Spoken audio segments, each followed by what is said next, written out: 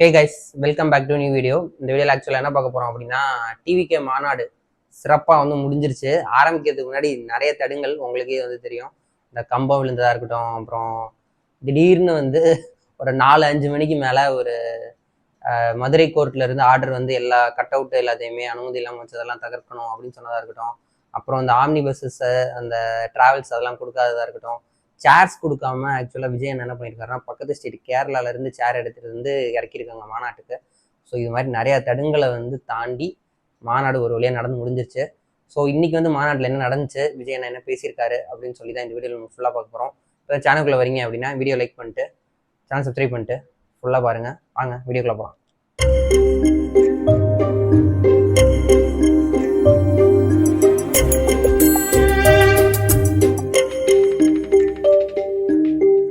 Guys, முதல்ல எப்படி விஜய் அண்ணா ஒரு ஸ்பீச் ஆரம்பிச்சாரு அப்படின்னா, ஆக்சுவலா அவரோட பாணியில அவரோட ஸ்டைல்ல ஒரு குட்டி கதை சொல்லி தான் ஆரம்பிச்சாரு அப்படின்னு சொல்லணும். ஸோ இதுல யாரையுமே விடாம எல்லாத்தையுமே பாரபட்சம் இல்லாம தாக்கியிருந்தாரு. ஸோ என்னென்ன சொல்லியிருந்தாரு அப்படின்னா, எதனால அவர் அறிஞர் அண்ணாவும் எம்ஜிஆர் அவர்களோட புகைப்படத்தை யூஸ் பண்ணியிருந்தேன் அப்படின்ற அந்த இதுக்கான ஒரு தெளிவுபடுத்தினாரு. அப்புறம் அவர் யார தாக்கியிருக்காரு அப்படின்னு நம்மளாம் எடுத்துக்கலாம் அப்படின்னா, மேபி நம்ம யூகிக்கலாம் இவங்களால தான் தாக்கியிருக்காரு அப்படின்னு.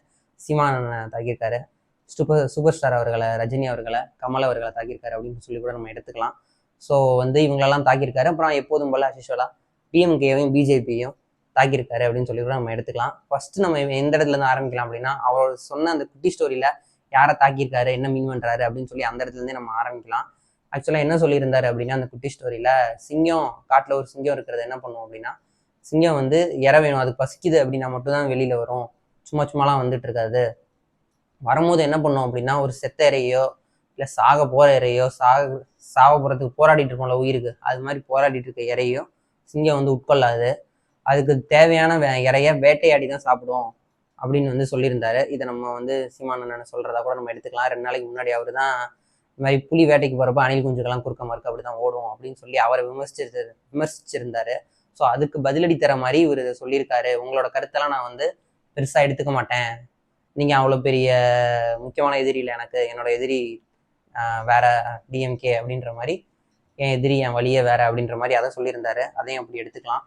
ஸோ இன்னொன்று என்ன சொல்லியிருந்தாரு அப்படின்னா, இதை சொல்லிட்டு, நான் முதல்ல இப்போ கட்சி ஆரம்பிக்கும் போது நிறைய பேர் இது மாதிரி தான் சொன்னாங்க, சினிமாவில் 2 வரும்போது அரசியலுக்கு இவர் வரமாட்டாரு, அவரே வரல, இவர் வருவாரா அப்படின்னு சொல்லி அவரே வரலன்ற அந்த இடத்துல கண்டிப்பா எல்லாருக்குமே தெரியும், இவர் சூப்பர் ஸ்டார் ரஜினி அவர்களை தான் அந்த இடத்துல ஒரு அடி அடிச்சிருக்காரு.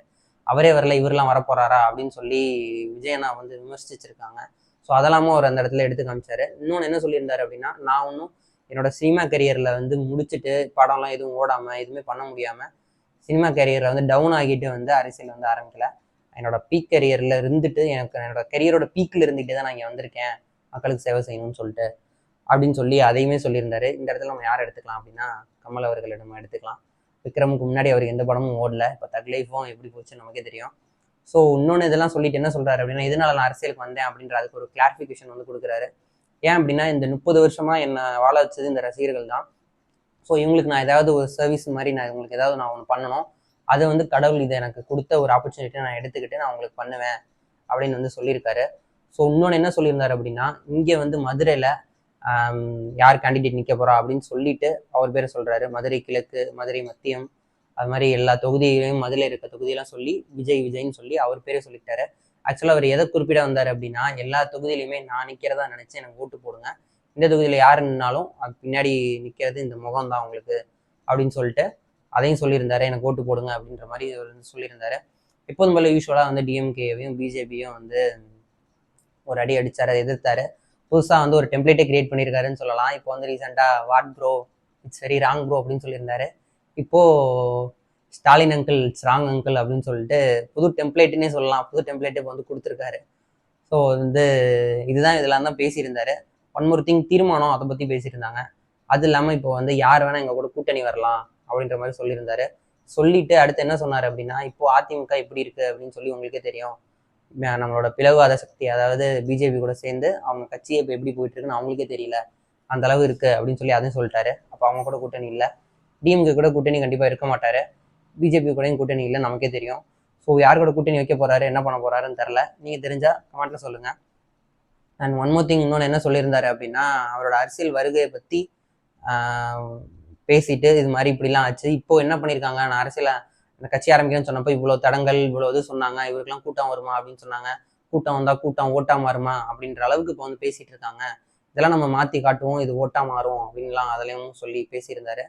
இன்னொன்று என்ன சொல்லியிருந்தாரு அப்படின்னா, கண்டன தீர்மானம் அப்படின்னு சொல்லிட்டு ஒரு 6-7 பாயிண்ட் வந்து சொன்னாரு. அதெல்லாம் என்னன்னு சொல்லி அதை நம்ம பார்க்கலாம். தீர்மானத்துல என்னென்ன சொல்லியிருந்தாருன்னா, அந்த பரந்தூர்ல ஏர்போர்ட் வரக்கூடாது, விவசாய நிலங்கள் அழிச்சு அப்படின்ற அதை பத்தி சொல்லியிருந்தாரு. அப்புறம் பெண்களுக்கு, அந்த குழந்தைகளுக்கு அவங்களுக்குலாம் ஒரு கரெக்டான வந்து கடுமையான சட்டம் வரணும், அதை வந்து தமிழக அரசு சட்டத்தை கொண்டு வரணும் அப்படின்னு அதை பத்தி சொல்லியிருந்தாரு. அப்புறம் வந்து இப்போ அந்த ஆணவ படுகொலைகள் அதை பத்தி அதையும் பேசியிருந்தாரு. அப்புறம் இந்த எக்ஸாம்ஸ் வச்சு இந்த கவர்மெண்ட் ஜாப்ஸ்க்கு இதை எடுங்க அப்படின்னு சொல்லி அதை பத்தி கொஞ்சம் இப்படி பேசியிருந்தாரு. அப்புறம் தேர்தல் வந்து கரெக்டான முறையில் நடக்கணும் அப்படின்னு சொல்லி அதையும் பத்தி பேசியிருந்தாரு. இன்னொன்று என்ன தாக்கியிருந்தாரு அவர் வந்து மேலே சென்ட்ரல் கட்சி, அதாவது பிஜேபி, என்ன அப்படின்னா தாமரையில தண்ணியே விட்டாது, இது எப்படி தமிழ்நாட்டுக்கு வரும் அப்படின்ற மாதிரி அவங்களை விமர்சிச்சிருந்தாரு. ஸோ இதெல்லாம் தான் இவர் வந்து இன்னைக்கு மாநாட்டில் பேசினாங்க. மாநாடு வந்து சீக்கிரமே முடிச்சுட்டாங்க கம்பேர் டு லாஸ்ட் மாநாடு.